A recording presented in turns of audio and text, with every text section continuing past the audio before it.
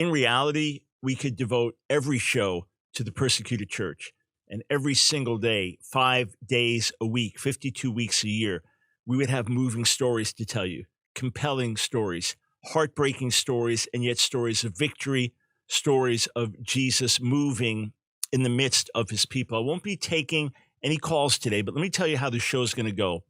The first half of the show, I want to talk about what's happening in different parts of the world. And then the second half of the show, I'm going to take you into a previously recorded interview with a Pakistani pastor. He was with us recently here in the States, talking firsthand about the things that he has seen, firsthand about the things that he has suffered and experienced. So that's what we're going to do today. I encourage you to share this with a friend. These are our brothers and sisters we're talking about, part of our own family. And remember how Jesus feels about this. When Saul of Tarsus was persecuting fellow Jews who believed that Yeshua was the Messiah, he had an encounter directly with the Lord. And Yeshua, Jesus said to him, "Saul, Saul, why are you persecuting me?" And as the Puritan author and leader Thomas Watson pointed out, that the body being struck, the head cried out. So this is something that the Lord looks at every single day. And I ask you to consider this.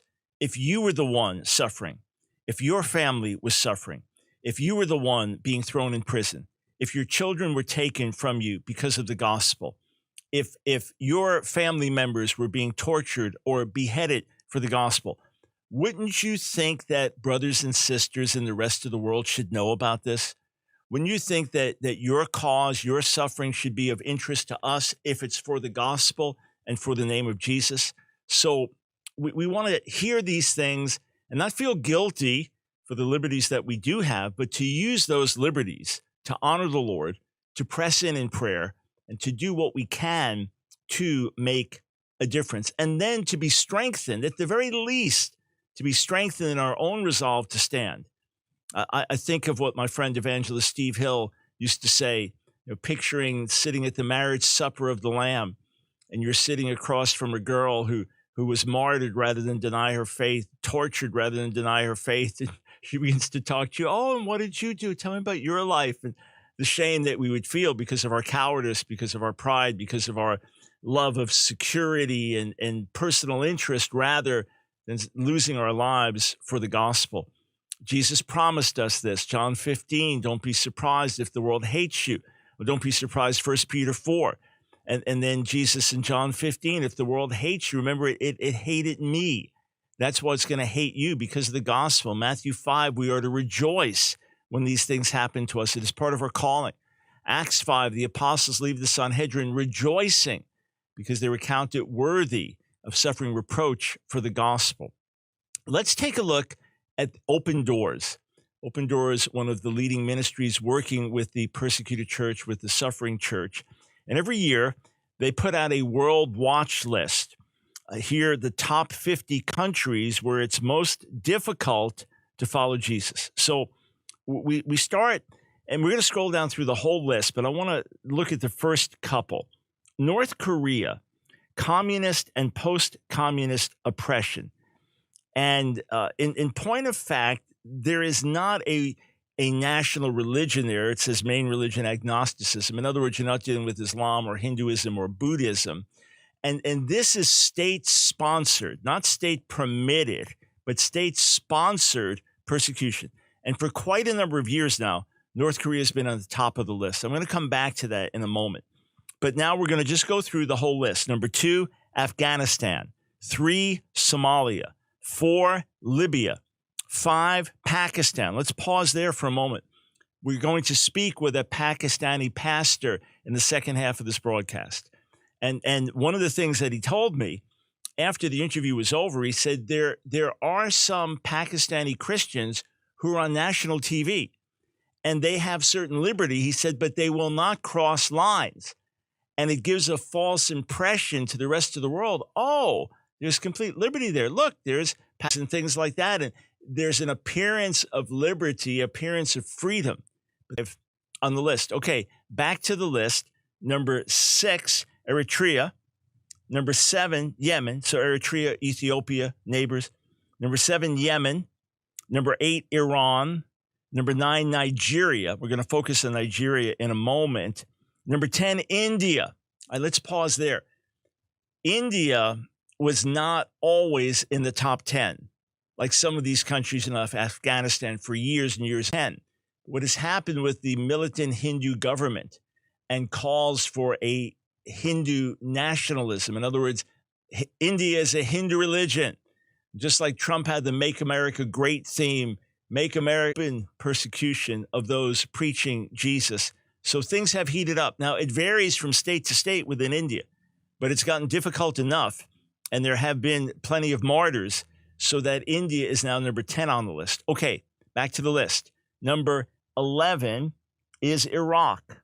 Number 12, Syria. Number 13, Sudan. Number 14, Saudi Arabia. Number 15, Maldives, so islands off, Africa, Asia area.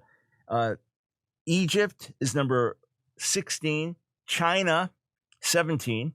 I'm surprised it's not higher on the list, given how far China has gone in recent days. 18, Myanmar, formerly known as Burma. 19, Vietnam. 20, Mauritania. 21, Uzbekistan. 22, Laos. 23, Turkmenistan. 24, Algeria. 25, Turkey. 26, Tunisia. 27, Morocco. 28, Mali. 29, Qatar. 30, Colombia. 31, Bangladesh. 32, Burkina Faso. 33, Tajikistan. 34, Nepal. 35, Central American Republic. 36, Ethiopia. 37, Mexico. Interesting. 38, Jordan. 39, Brunei. 40, Democratic Republic of the Congo. 41, Kazakhstan. 42, Cameroon. 43, Bhutan. 44, Oman. 45, Mozambique. 46, Malaysia. 47, Indonesia. 48, Kuwait. 49, Kenya. 49, Comoros. Okay. Over half of those listed are Muslim. Just to give you an idea, that remains the single most worldwide, if you had to isolate where persecution is consistently coming from, Islam. And Islam, when Islam takes over, when Islam becomes the religion of a nation, it does so in an oppressive way. It does so in a forceful way. Remember, Islam does not mean peace. Islam means submission to Allah. And just like Christians have the Great Commission to, quote, Christianize the whole world, to bring the whole world into the knowledge of Jesus, or to spread the message around the world until everyone has the opportunity to hear for themselves and then refuse or accept the offer of God's grace, Islam also wants to convert the whole world, but it is to bring it into subjection to Allah.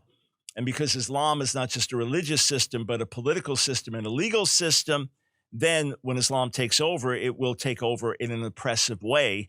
And for example, in the countries that are on this list, the ones that are highest on the list, it would be standard that the penalty for converting from Islam to Christianity is death. So just think of the level of commitment involved in that. Think of that. Think of the level of commitment that you know that by following Jesus, you might die. You might die for it. Think of how that would prune and sift the body in America and in other parts of the world today.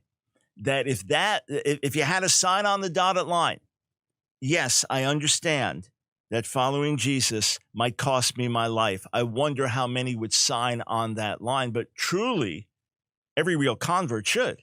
Every real convert should say, my life's for the gospel. I'm lost and hellbound and under the judgment of God. How could I not, with heart, soul, mind, strength, with everything within me, say, Lord, I belong to you, whatever the cost, whatever the consequence. Now, you have others, as I mentioned, like a North Korea totalitarian regime, or some others, it's just an oppressive dictatorial regime. But in point of fact, Islam is a major one. Some parts of the world, Hinduism is a major one.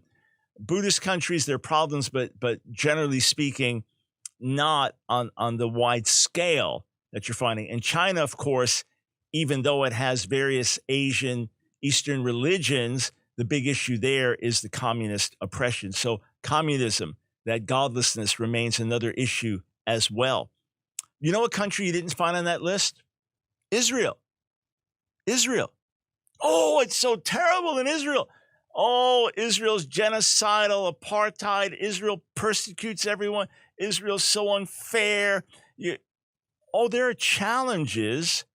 If you're a Jewish believer in Jesus in Israel, there are challenges.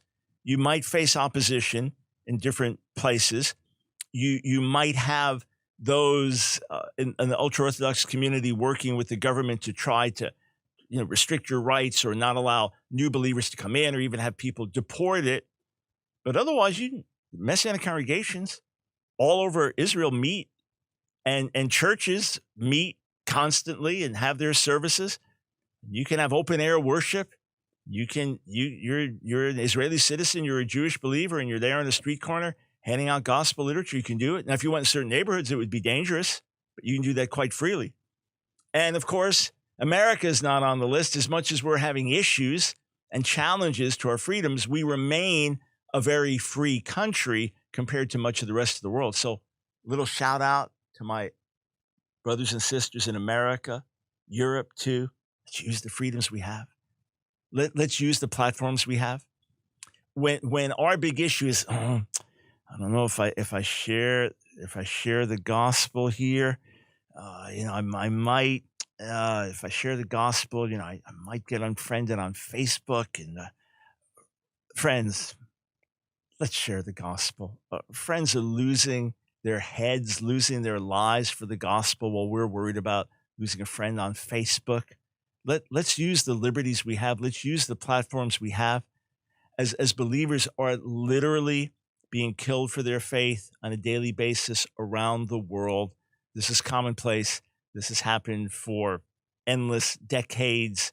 Let's be strong in the Lord. Let's use the liberties we have. And let's get a heart. Can't we make it part of our regular discipline to pray for the persecuted church? And if you go to a website like Open Doors, opendoors.com, opendoors.org, if you go there, or persecution.com, and see, what can I do? How can I get involved? There are many practical ways that you can get involved. All right, we'll be right back. On the other side of the break, we're going to focus on Nigeria.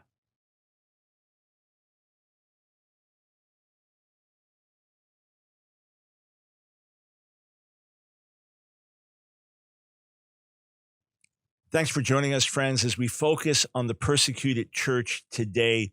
There are witnesses, testimonies, words of exhortation from some of the early church leaders that said you should never have a service where you don't mention persecuted brothers and sisters.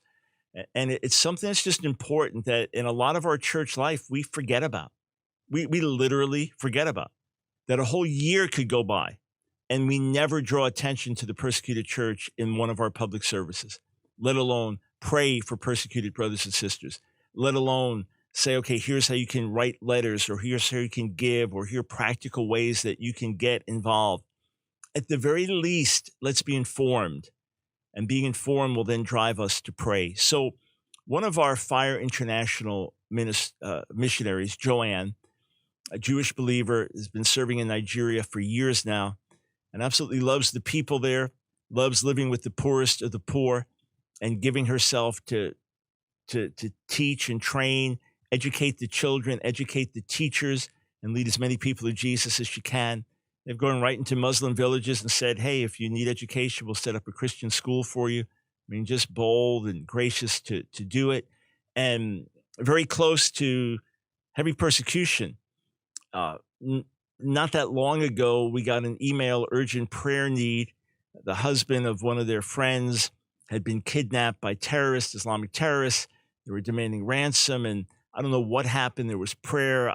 I don't know how they got him back. I forget that detail because that's not what I focused on. We were praying and then got the word back. So I don't know if ransom was met or God delivered him. Beyond that, I don't remember. We were just praying for God's deliverance. And then get this report. Praise God, he's back. He just has a gash on his head and is missing a couple of fingers. Praise God. You think that for us, that's it. That's our story the rest of our lives, that we go around on tour and talk about, I got a gash on my head for the gospel and lost a couple of fingers. And listen, that would be fine if it drew attention to the suffering church and persecution and you were You were helping alert, and you had the honor of doing that. But for them, it was praise God. That's all that happened, because they knew that was actually a good outcome given the horrors of persecution there. So Joanne will regularly send us reports from Nigeria, people that she knows, friends of friends, colleagues of colleagues, and then just reports from the newspapers. So I want you to see this. This is happening in Nigeria. Nigeria, the north is Muslim, the south is Christian, with some intersection.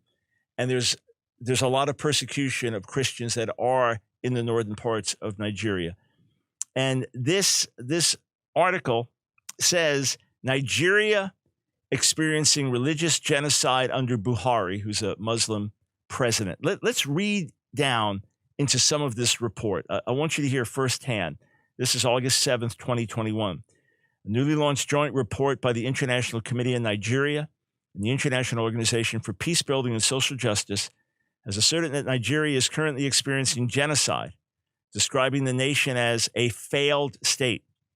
The report, titled Nigeria's Silent Slaughter, stated that no fewer than 43,242 Nigerians have been killed by Boko Haram and Islamic State insurgents, while 18,834 others lost their lives in the hands of killer Fulani herdsmen over a 20-year period. So just on these minimal statistics, you're talking about over 3,000 people killed a year. So almost 10 people killed a day.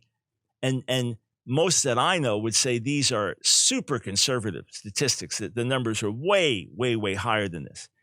It added that 34,233 other Nigerians met their deaths through extrajudicial killings by other actors, including the police, military, and others. In other words, just lawlessness. Just these different ones, army, police, taking the law into their own hands. The report lamented what it described as, quote, the breakdown of the rule of law, spiraling violence, atrocities against targeted religious groups and innocent civilians, and the apparent impunity of the perpetrators in Nigeria. According to the report, the combination of these factors contributed to transform Nigeria into largely a failed state and regional epicenter for terrorism. The authors of the report added that their assertion found support in the 1948 Universal Declaration of Human Rights and the 1948 United Nations Convention on Genocide. Quote, there is strong evidence and a compelling legal argument that over the past decade or so, increasingly under the current Fulani Muslim-dominated Nigerian government of Muhammad Buhari, Nigeria is experiencing what could be seen as targeted religious genocide, or what, at the very least, is widespread and often coordinated religious persecution campaigns being conducted against Christians.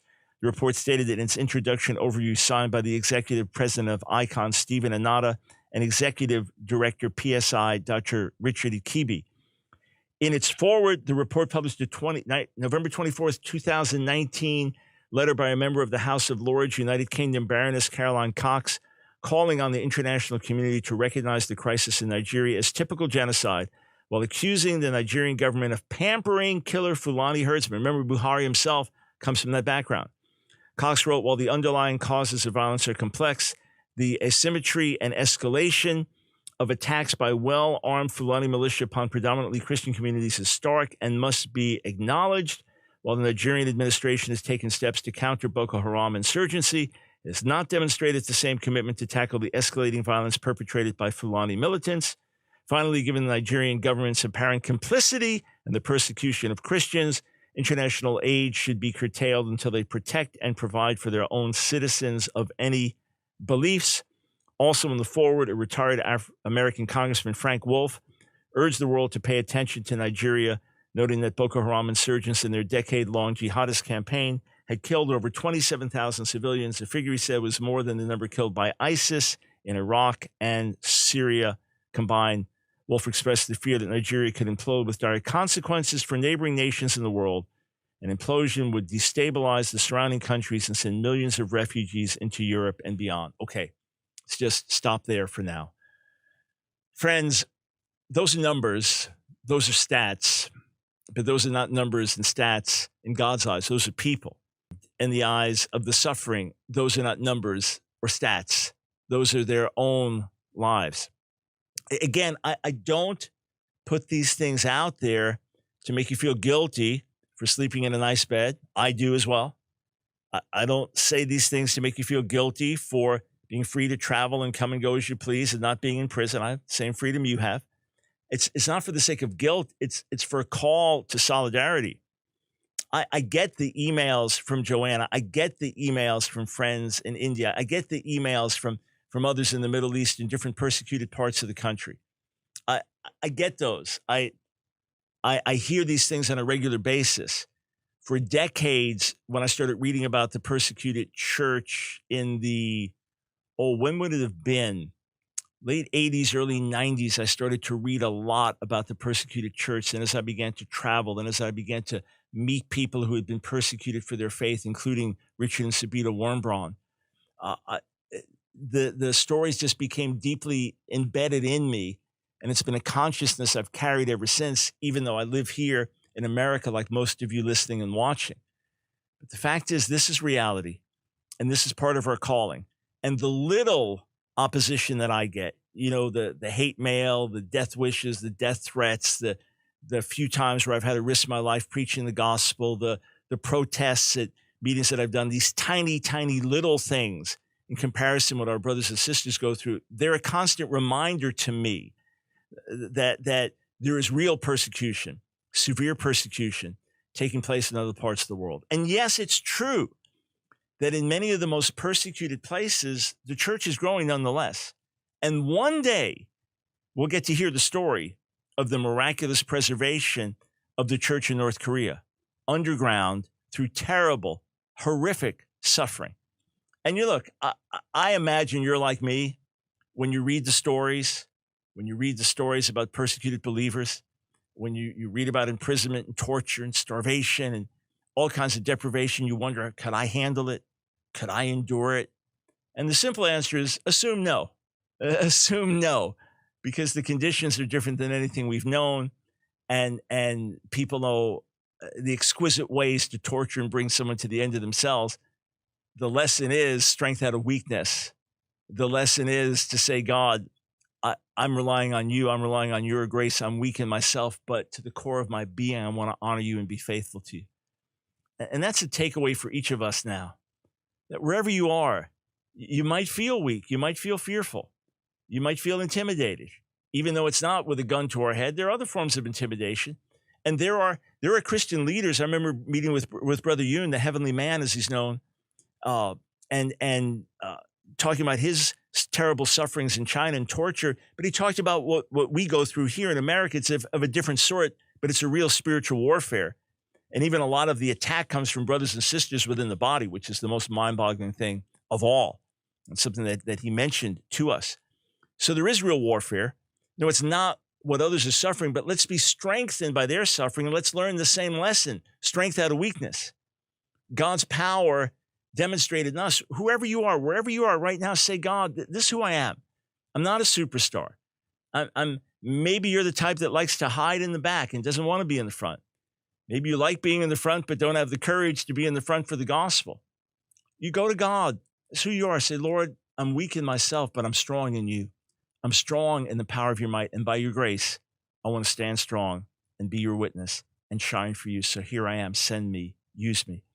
What we're going to do is we're going to transition in the next segment over to an interview that I recorded, a little over a week ago with a pastor from Pakistan visiting in the States. He came to meet with me and talk and pray. And when he was here, I said, hey, why don't we record? So we don't show his picture. I don't give you his name for obvious reasons. But remember, Pakistan is number 5 on the Open Doors list of most persecuted countries in the world, most persecution for Christians. You're going to hear firsthand some of what's happening in Pakistan when we come back on the other side of the break.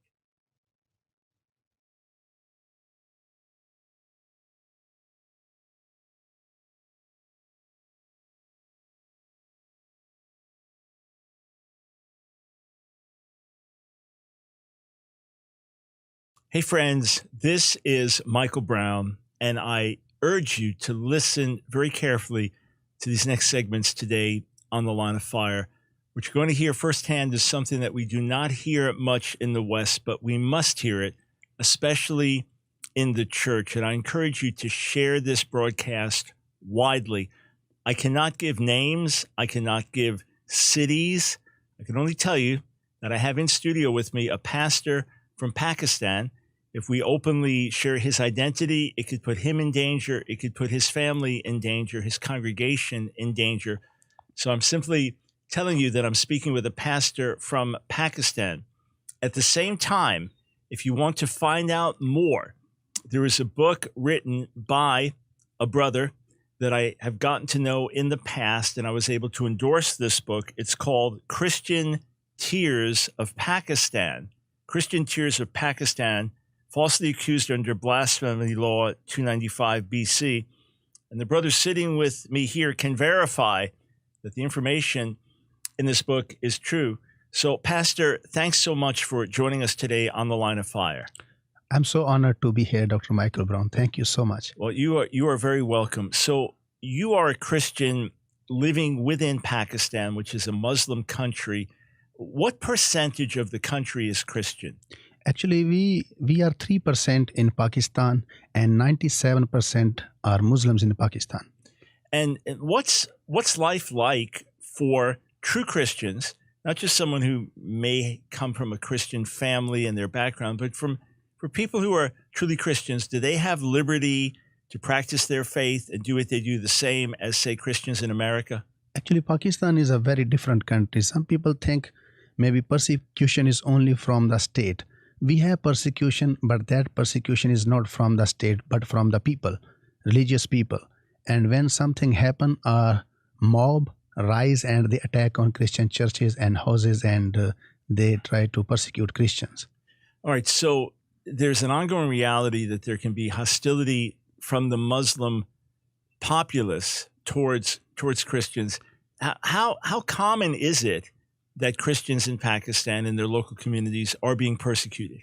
Actually, problem in Pakistan is there is a law, 295 blasphemy law, 295 BC blasphemy law.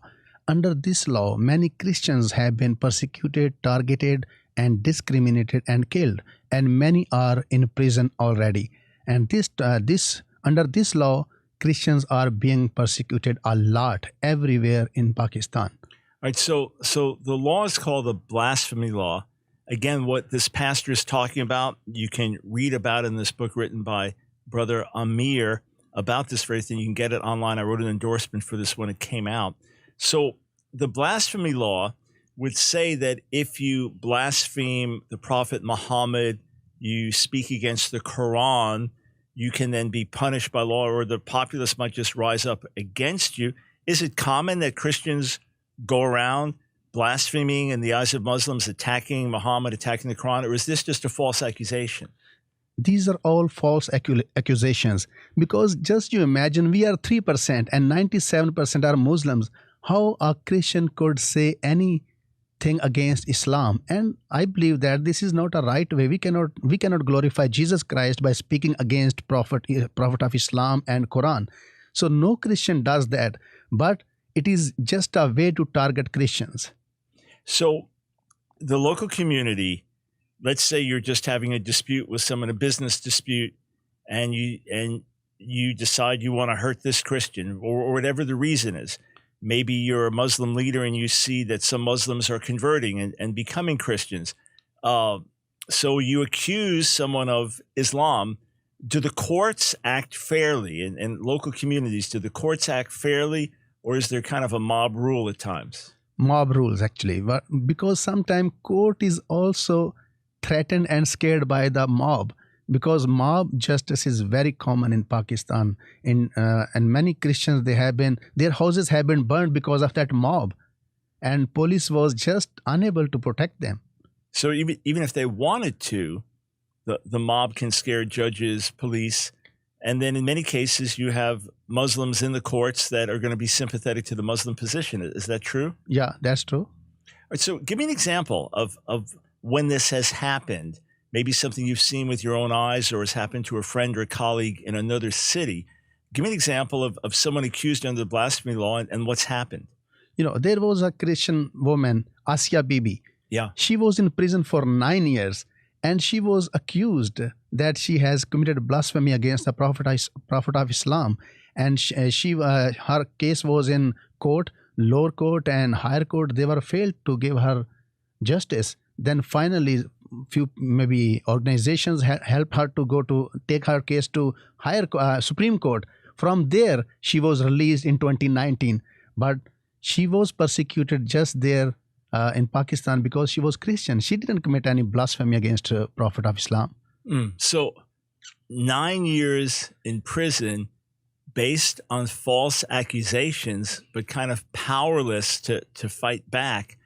And this book that Amir wrote called Christian Tears of Pakistan, as a pastor, how do you relate to that title, Christian Tears of Pakistan? And what should believers in the West be doing and thinking about this? Actually, 2019, I decided to write this book because one friend, American friend, he just encouraged me to do this because world doesn't know what is exactly happening in Pakistan. So in Pakistan, since Christian, they cannot do anything, they cannot speak anything because we are just all the time under constant threat. We cannot say that it is a wrong thing is happening to us. We don't have voice. So that's why I wrote this Christian Tears of Pakistan. We can only cry, but we cannot say and do anything to stop this persecution, false accusations as well. So that's why these are our tears. Sometimes it is very funny. Pakistani Muslim or Pakistani people, they don't accept us because we are Christians. And sometimes in the world, when we travel or go, world doesn't accept us because we are Christians, we are Pakistani, we are holding Pakistani passport. That's why they think maybe all Pakistanis are Muslim. So it is very strange situation in the world right now. We have problem from the world in the world because we are Pakistani. We have problem in Pakistan because we are Christians. So I would request the world, please, you must understand that how your brothers and sisters are going through in Pakistan and different countries just because they are Christian, they believe in Jesus Christ. Yeah, and friends, again, I'm speaking in very vague terms. We've got a book with a pseudonym for the author. We're just saying pastor. We're not giving details because it's that serious. Because we can't simply get on social media with a picture together and send it out and shout it out, say this was happening without endangering people's lives. And you think of the sense of frustration. Okay, we lean on the Lord. The church has always been persecuted through history. We understand that. But when your brothers and sisters around the world that do have voices, that do have funds, that do have platforms, don't say anything, don't do anything. Here you've got folks saying we're standing for Jesus in the midst of tremendous pressure, difficulty. We're standing for Jesus. We just want our brothers and sisters to stand with us, to pray, and to help get this message out. Brother, what about the economic situation of Christians in Pakistan? Are there roles, jobs that they end up getting assigned to that are for the poorer classes? Is there any type of caste system, or is that something of the past? I am really sorry to say that in Pakistan, we love Pakistan. We Christians, we love Pakistan. No Christian has been involved in terrorism at all. So we are really patriot Christians in Pakistan. But problem, Christians, they don't get good jobs mostly. And nowadays, when there is ad of jobs on the newspaper, it is always written, when it comes to cleaning job, it is for Christians. So most of the Christians, they get cleaning job. They are sweeping streets, they are cleaning bathrooms, and all the bad jobs are for Christians. And when I read on newspaper that this job is only for Christians, it broke my heart. It breaks my heart all the time. So Christians, their economic situation is really bad. And I believe that Christians are poor because they are Christians. Because they believe in Jesus Christ. That's why we are discriminated. A Christian cannot start a business. Christian cannot open his restaurant because no Muslim would go to Christian restaurant to eat there because they hate Christians, because Christians are just like lowest class people. Just as Hindus, they were used to hate from Muslims in past. Now we are facing in Pakistan. Because I think we Christians are mostly from the Dalit people or untouchable people. When Pakistan and India, we were one country. So that thing is still going on. And as you asked me about caste, apparently it is said that there is no caste system in Pakistan. But when we look, it is happening there. There is caste system. Because why people hate from us? Why we are hated? Because we are Christians. So that is some kind of caste system in Pakistan. We are human beings. Yeah, in India, it was widely thought that the Dalits, the untouchables, were the main ones that converted to Christianity. So it's a poor man's religion from the West. And then there have even been massive efforts now through bribery and other things. In other words, giving them money. Well, we want you to convert back to Hinduism. That's in India, but you still have the caste system much more embedded there. So under Islam, you don't have the same type of caste system, but you have it's locked in place in these different ways. So you're saying that literally there are jobs, and it says this is for Christians. In other words, you're going to be a street sweeper. Only Christians should apply for this. Conversely, the higher level jobs, Christians don't bother applying. Yeah. There are few jobs, maybe some educated Christians they can get, but there are very few chances. And sad thing is this, no Christian can be president of Pakistan, no Christian can be prime minister of Pakistan. And nowadays, no Christian can be the chief of army staff in Pakistan because of Christian. So is that under the law, or is that just the custom? No, it has become constitution in Pakistan. Yeah. It's part of constitution. Right. Now, look, a Muslim country, any country, any government can choose to do what it does. These are the realities. So here, check out this book, Christian Tears of Pakistan. It'll detail things. It will tell you exactly what's happening legally. At the very least, it will inform you so that you can pray. And maybe there's more that you can do. Maybe you could help with other organizations that stand with the persecuted church. Maybe there are other tangible steps that you could take. We come back, I want to talk about something terribly distressing, which is Christian girls, teenagers being kidnapped by Muslim men, forcibly converted, raped, and turned into their wives.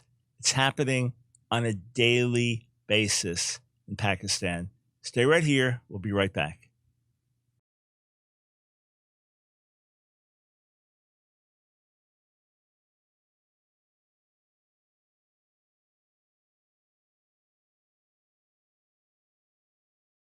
Hey, friends, I'm speaking today with a pastor from Pakistan. I met him when he was in the States a few years back. We're not using real names. I'm not giving you details of churches, of anything else, cities, simply because it's too volatile, and there could be people that decide to take action against my brother. He's written a book using a pseudonym, so not using his real name, and it is called Christian Tears of Pakistan. I encourage you to check the book out, read it for yourself. Pastor, you emailed me a few months back, heartbroken. You sent me pictures of a young lady who was singing in your church choir, a Christian teenager. And then you told me that she had been kidnapped by Muslims. Tell me what happened to her, and tell me what's happening on a wider level in your country. Yeah, she was my church member and choir member as well. And when she came for early morning prayer, she was kidnapped, a Muslim guy. And after we tried to find her, but after 1 week, police informed us that she presented in court with that guy, and now she is Muslim. So sorry, we cannot do anything because she is already converted. So when somebody is converted to Islam, nobody can touch and do anything to her. And then we tried to bring her back. We went to higher court, and then in higher court also same thing happened, and we are failed to get her back. So this practice is going on a lot in Pakistan. One guy told me it is not from, this news is not from Christians. This news is from Muslim magazine, monthly magazine. They told this, every month 25 to 30 Christian girls are kidnapped and raped and converted into Islam every month. So these Christian girls are like 13 years old girl, 14 years old girls, and 16 years old girls. So this is really sad. Yeah, you were before the show talking to me with tears in your eyes about this young lady, and at this point, no way to get her back. Why is it that they so quickly say we've converted to Islam? Under what pressure? How does this happen? Problem with I always have this question. She is not converted because she was convinced by Islam or she was inspired by Islam. How in 1 or 2 days or 1 week someone can be impressed and change his religion or her religion? So then I have one more question. If she is converted, why you don't take her as your daughter, as your sister? Why only wife? Because they want to use or abuse those girls for sex. Mm. So that's why they convert them.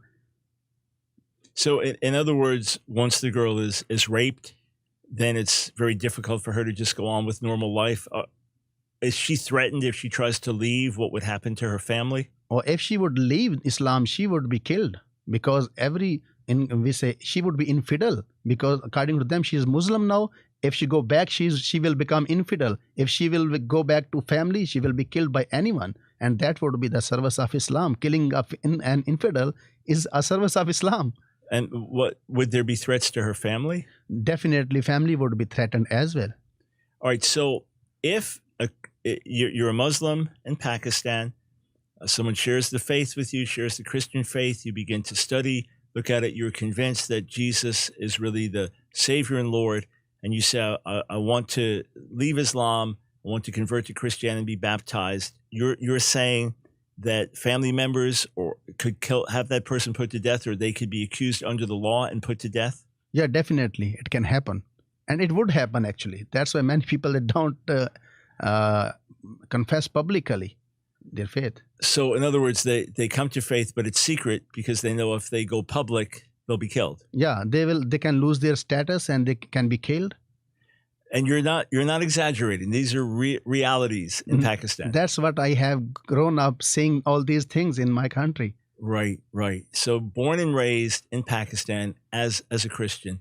And many Christians in Pakistan have the last name Masih, which is would be equivalent to Mashiach, Messiah. So it's just part of your family heritage. You're kind of marked like that as well. Yeah, definitely. Every Christian, we use the last word is Masih.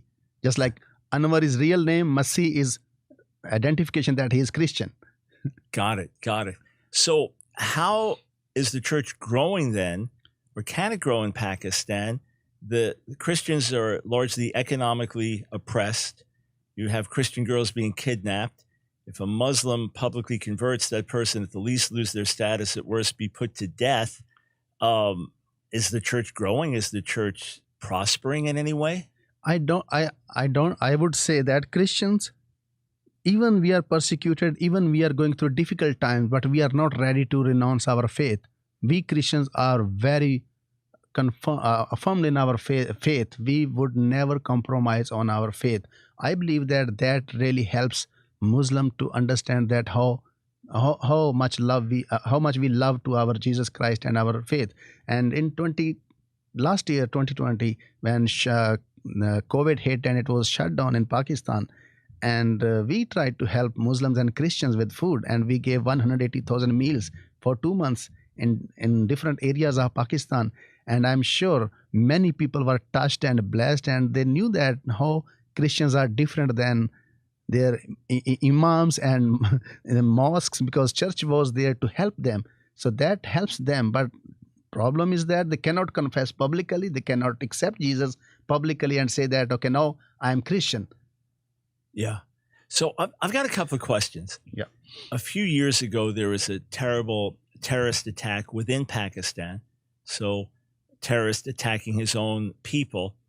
A bomb went off in a park with children, and there were many Christians involved there. And I went on social media and was talking about this fact that Christians were being targeted, and others came on, and they seemed to be fairly nominal Christians in more wealthy areas.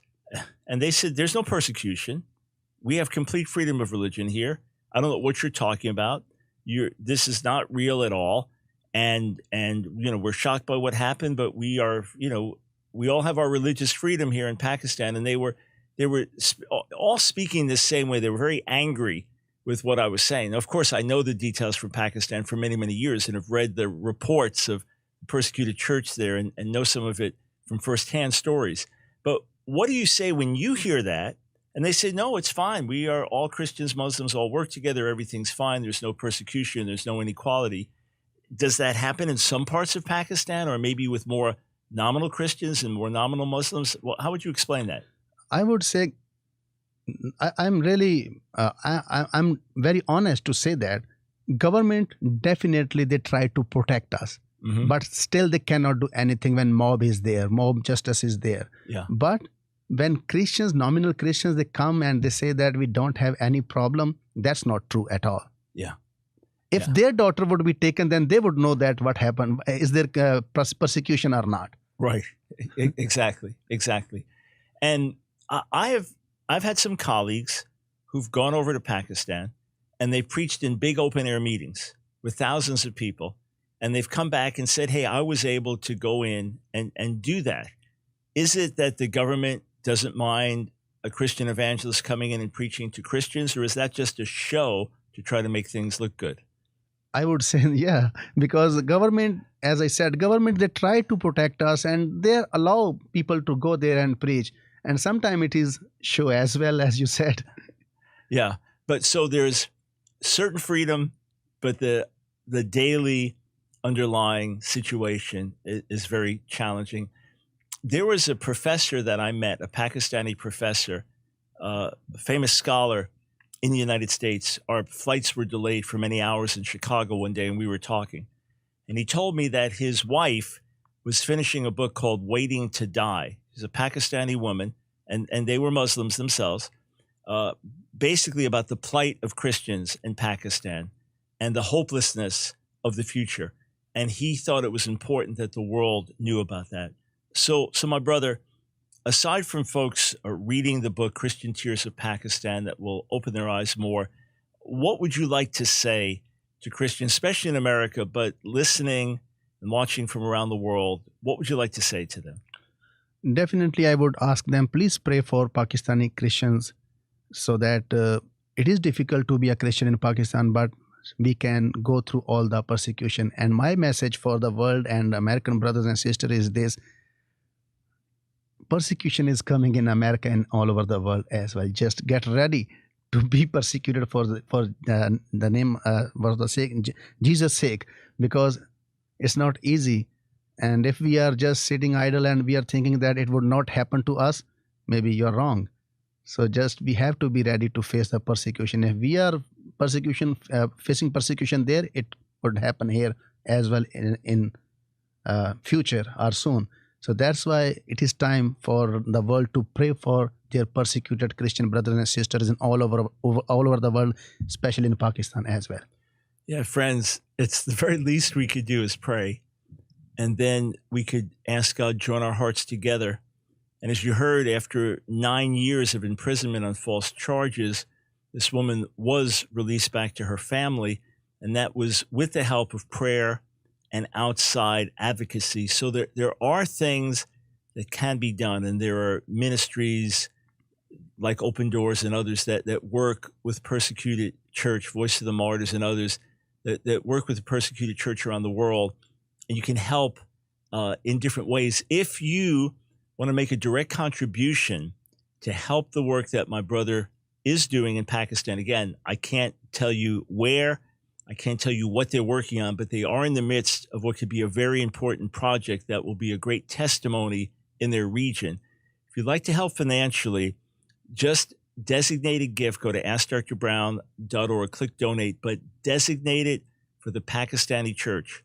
100% of your gift will go directly to the important project they're working on. At some point, we'll be able to put you in direct contact so that you can see firsthand where your gifts went. But if you want to help financially, AskDrBrown.org, click donate, and then designate it for the Pakistani church. 100% of those gifts, without exception, will go directly to this project our brother's working on. At some point, we'll be able to announce it publicly. Be strong in the Lord, friends. Jesus is worth it all.